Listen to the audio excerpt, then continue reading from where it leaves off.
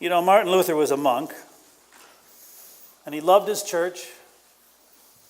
He was a man of passion, but he couldn't stand what was happening to the church. And so one day he took these 95 theses, which were statements about what he believed in and what he thought was wrong, nailed them to the door of a German church, and it kind of began a course of history that really changed the church forever. You see, Martin Luther didn't want to start a new church. He just wanted to make his church at that time a little bit better, a little more open, a little more gracious, a little more human. In a way, it's kind of like Jesus. You know, Jesus didn't come here to start the Christian religion. Jesus was proud to be a Jew. He was born a Jew. He died a Jew. But Jesus didn't like what was happening to people's interpretation of God's word and what was going on in the temple. And he too wanted the temple to be more open, more forgiving, reaching out to those who didn't seem to fit in. And like Luther, he didn't want personal pride and selfishness and positions of honor to define the church. He wanted that word of forgiveness and love and goodness to define the temple. When you think of the word Lutheran, what do you think of? On the one hand, the word Lutheran can be a little bit divisive. I mean, if somebody's looking for a church and they drive up and down LaGrange Road and they see the sign, All Saints Lutheran Church, and if they're not Lutheran, they may just assume this church is not for them. And the church may not be for them, but not because it's Lutheran. But somehow the word Lutheran keeps some people away because they don't think that this is their kind of church. You see, Jesus just wanted to open the door. The most important rules for Jesus were the rules that we wear inside our heart, the ones that affect the way we treat other people. Things like love and goodness, acceptance, forgiveness. And Jesus was tired of seeing people who were different not welcome into the temple. And the same with Luther. He just wanted to open the door.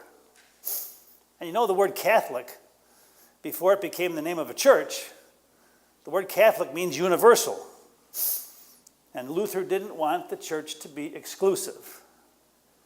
He didn't want guilt and money and power to define who we are.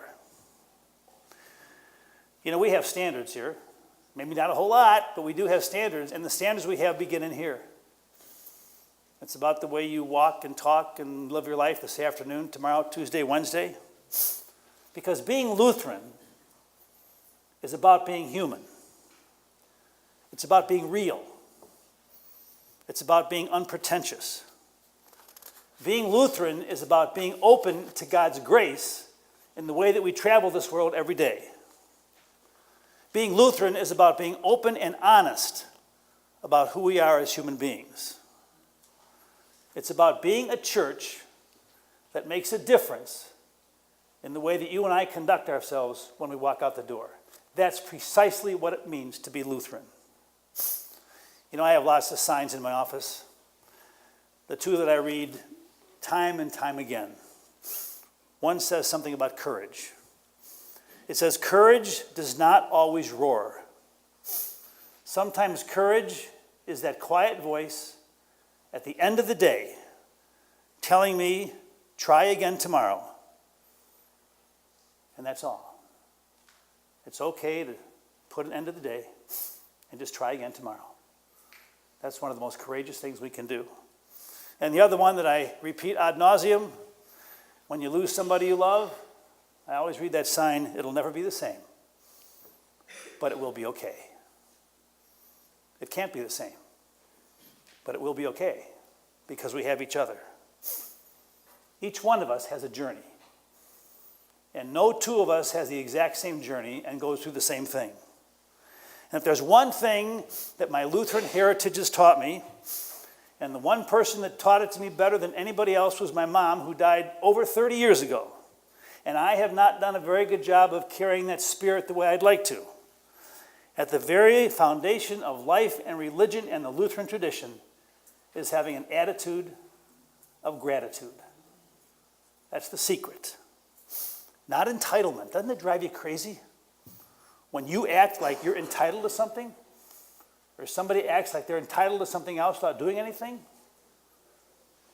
we're talking about the grace to accept God's Spirit, an attitude of gratitude. Not a me-first attitude, which I carry by myself way too often. When you hear the word gratitude, what image comes to your mind? I have a new one, and his name is Lazaro. He's a busboy, but he's not a busboy, he's a bus guy, because I don't think Lazaro is much younger than I am. Anyway, he's a grown guy, and if you've ever gone to the Orland Oasis in town, he's the Hispanic gentleman from Mexico that pours your coffee, gives you extra napkins, cleans up your table, and basically just makes you feel like you're in your own living room.